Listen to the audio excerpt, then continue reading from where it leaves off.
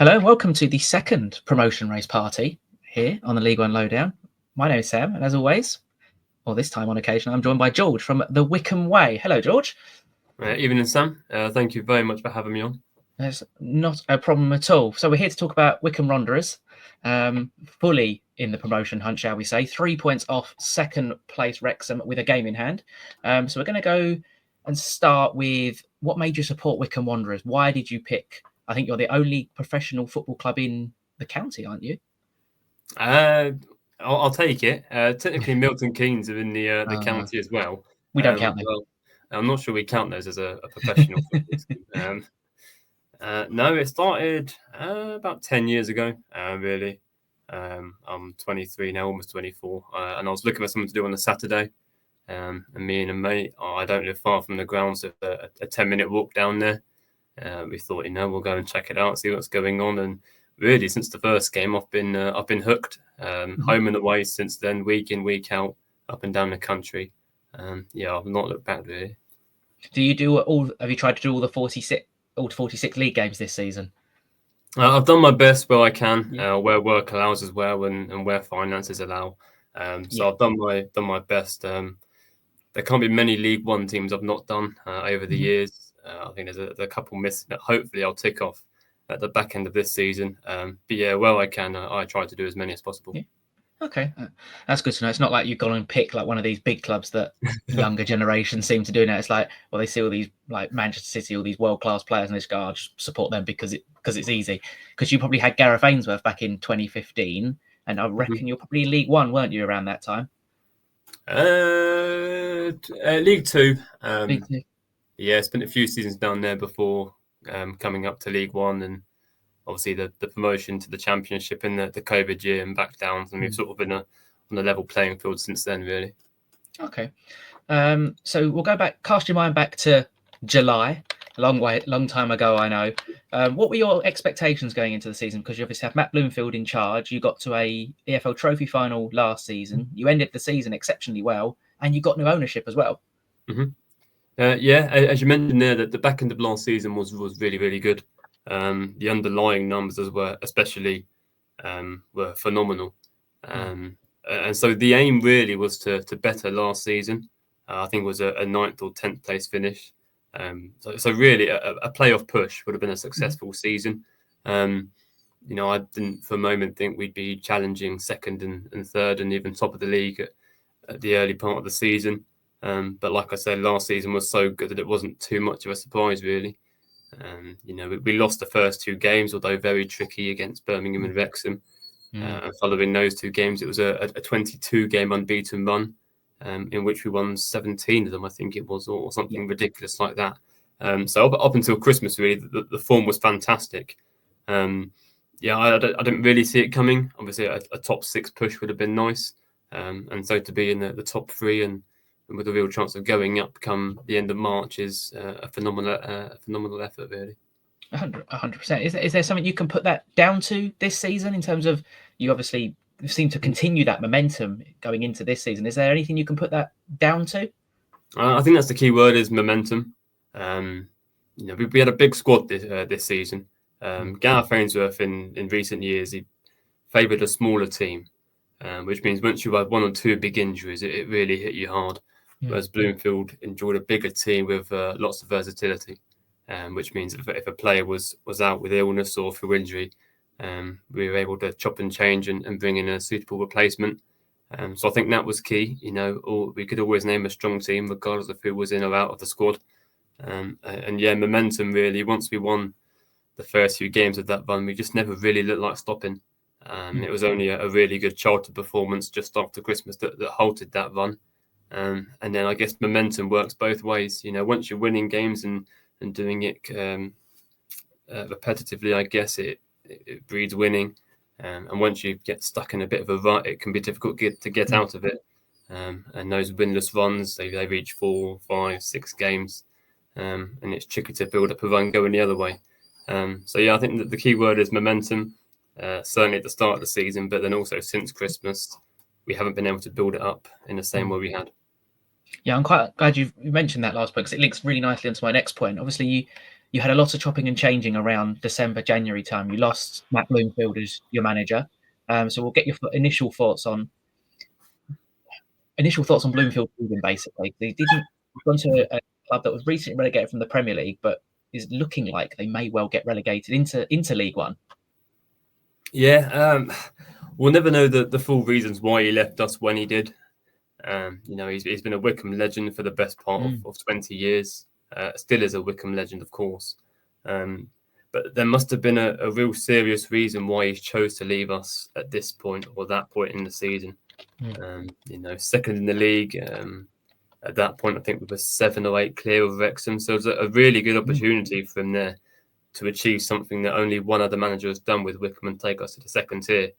For whatever reason, whatever was happening behind closed doors, he felt that the best option was to move on. And, I don't blame him for going to Luton, bigger club, better finances, as you say, Premier League club only last season. So always a chance that if he stays up this season, there's foundations to build on, money coming in. It really did halt our season. Took us a few weeks to get going. The managerial switch took 3 or 4 weeks to get the new boss in. It's always tricky in January as well because signings then aren't dictated by the management team. Someone above them is bringing them in and shipping players out. So there's not real that continuity, I guess. Players we've brought in haven't been playing. Players we shipped out might have been playing at this stage. So that's tricky as well. Just all around really a lot of head scratching. The timing especially, based on who Bloomfield is, the history he's had with this club. Just a lot of asking why, really. Yeah, do you think there was too much overhaul in January in terms of you bought, I think it was 11 or 12 new players in, and you mentioned that they don't all play at the moment, but there's that camaraderie in your squad. I've always associated Wycombe with having a brilliant camaraderie within the squad, and they all sort of, like you say, it's usually a smaller, tight-knit squad, and now you've got this really big competitive squad. Do you think that that's kind of affected the balance of the squad at the moment in terms of happiness of players and stuff like that? I think so. Like you say, 11 players in. That would be a lot of players in the summer. Never mind January. I think we shipped out 6 or 7 as well on permanent and loans. So that's a massive turnover in January, especially. And then couple that with the new management as well, and it can take its toll. We had a sponsors dinner last night, and one of the questions in the quiz was how many players have Wycombe played in the competitive game this season. It's 42. That's an awful lot. Yeah, that is a lot. And so all the factors roll into one. When you think about it, the fact that we are where we are at this stage is a little bit of a miracle. The clubs around us as well have spent. We've spent a fair bit, of course, but Birmingham, the Wrexhams, they've spent millions upon millions of pounds. So for us to be in that mix at this stage, with the changes we've made, what we've brought in, who we've let go, is testament to the group, really. And I'm sure the next 9 games will be exciting as well. Yeah, and you mentioned £1 million strikers, and I think it'd be rude if we didn't touch on Richard Kone, a man that's come from non-league for pennies and is now worth upwards of £10 million. Just how did you see his rise coming when he made his debut? Did you see this player that could become this £10 million League One striker everyone's now looking at? Yeah, it's a tricky one. Yes and no. He was playing at the level he was because of work permit issues, visa issues, etc. So there's no way on this planet a player of Richard's quality should have been playing at step 9. He was there because clubs further up the pyramid couldn't sort out the legalities of it. But Wycombe quite clearly saw something there. We thought it was worth a gamble, and absolutely it's paid off. We turned down bids upwards of £7 million in January, which for any League One side is bonkers, really. So yes and no, there was clearly a good player there. Whether I thought he was going to score 17 or 18 League One goals this season, I wasn't so sure. I think his target was 15, so he backed himself and he smashed it, to be fair to him. But yeah, I think Richard is one of the best players I've seen in the blue quartered shirt, and hopefully he's here for a few more years to come at least. Yeah, and hopefully for your sake in the Championship as well, because it would be difficult to keep hold of him if you're still a League One club next season. In terms of Mike Dodds, obviously, I think he's managed 9 games now, won 3, drawn 3, and lost 3. What are your early thoughts on Mike Dodds? Yeah, I cut him some slack. Difficult job to come into. Very difficult to take over the shoes of Bloomfield. And not just that, I guess long term, he's taken over from 2 Wycombe legends who have together been at the club since 2003. So where those 2 have been the figurehead for all that time, it's now shifted to a man with no connection to Wycombe Wanderers. So for a lot of fans, that's going to take a lot of getting used to. Not just that, it's his first managerial job. There's a lot of pressure on him this season based on where we are and what we could achieve as well. That's tricky. But he comes across as a really nice bloke, really down to earth, really nice and friendly. Time will tell whether he's the right manager to lead us forward. But as a man and as a person, I think they've got it spot on. Yeah, I mean, you've scored the most goals in the league as well this season with the fourth best defence, behind Birmingham, Wrexham, and Charlton. So in terms of the season as a whole so far, I'm guessing you're going to be pretty delighted with how it's gone, even with all the changes that have been going on. Yeah, of course, I would have snapped your hand off to be in this position at the start of the season. Like I said, so much has happened. It feels like it's been a long season because of the changes. It almost feels like 2 separate seasons. One where we've done really, really well up to Christmas, and after Christmas, not so well. And it's been a bit of a slog for that reason. Just no momentum, really. We've not won back-to-back games since November. We've not been as free scoring as we were before Christmas. The goals have dried up. I think it's just as well that we're not conceding many because we'd have lost quite a few more games. But there's 9 games to go. If we win that game in hand, we're in control. We're in the ascendancy. I think it's best to let Birmingham get on with it and get the League One as soon as possible. And then really looking at it now as a 3-horse race, really, for second place. Yeah, and in terms of your running, as you've just mentioned, you play Lincoln City at home, obviously, this weekend. You've got Shrewsbury away next Tuesday. Then you've got Reading away, Huddersfield away, Stevenage at home. Then you've got two really tricky games against Bolton away and Charlton at home, Orient away, and then Stockport County at home. Are you feeling confident in terms of? I'm pretty sure you're going to get playoffs at least. Yeah. Are you confident getting into second place? It's brutal, isn't it? It's a tough run in. And then if you look at Wrexham's running, especially the next 4 games, you'd fancy them to get 12 points. I'm looking at those games from the 27 available. I think we need 21 at the very least, and that's a tall order. You're expecting wins against Stevenage, Lincoln, and Shrewsbury. Yeah, and then the other 6 games really a lottery. They could go either way. The teams we're playing against have got an awful lot to play for. So they're going to be, cagey games, tight-knit games. Yeah, I'm struggling to see it a little bit at the minute that we get top 2. Not because our running is what it is. I think because Wrexham's is more straightforward. Yeah. We could get 21 points, but I fancy Wrexham to get 24. It's that sort of thing. Yeah. Yeah, in terms of obviously you got my team, Leyton Orient. I went to the game at Adams Park earlier in the season, and you literally ripped us apart. It was rather alarming how good you were, and I thought, well, we've got the team who are going to finish second here, because I've seen, but like you were better when I watched Birmingham. You're better than Birmingham. You're a lot better than Wrexham. But I suppose your team and Wrexham's team are completely 2 different contrasting teams. You're quite a free-flowing, I think, kind of side, and Wrexham are a dogged side who are extremely physical and experienced. So there's, I suppose, 2 different spectrums on there. In terms of teams who you think, we'll go look a little bit further down the table, because we got an opinion from Emma earlier. If you could pick one team out of Bolton, Orient and Reading to get into the playoffs, who do you think it will be? Oh, that's a really tough one. Oh. So I've got a lot of mates on both sides actually through the whole Twitter space. It's a difficult one because Orient have got quite an easy run other than yourselves.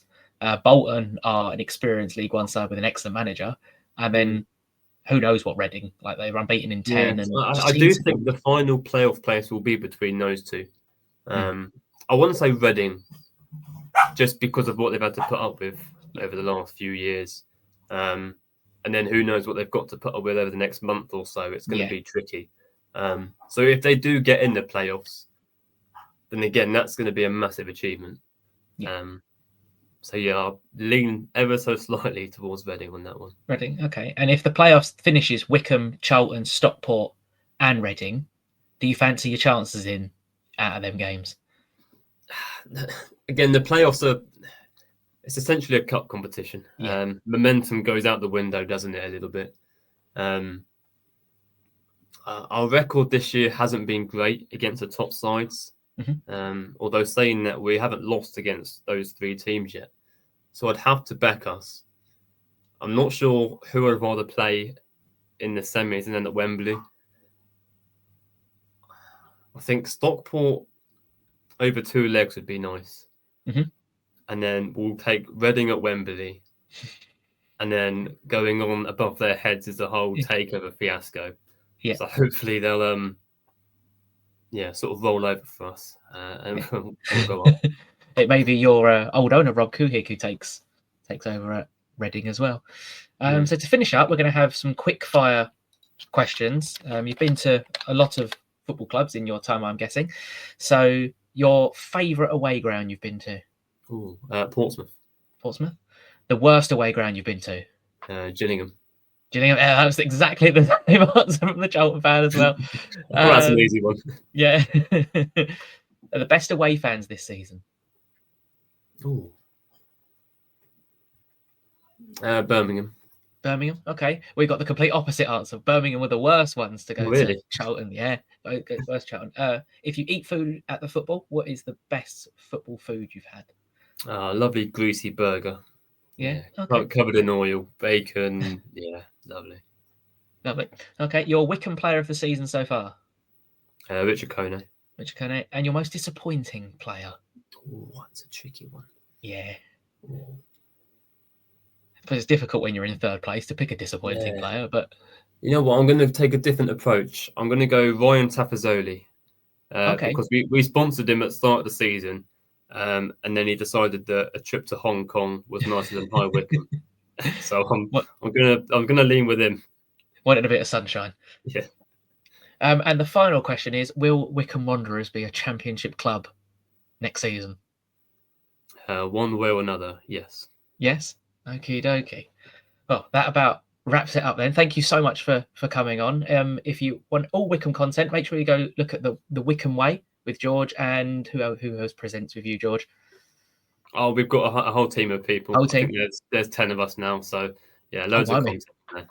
Loads of content. So all your Wycombe content, go look at the Wycombe Way. Make sure you subscribe to them. Make sure you subscribe to our channel if you like all League One content. Thank you so much, George, for coming on, and hopefully we'll see you all in the next episode of the promotion race in League One.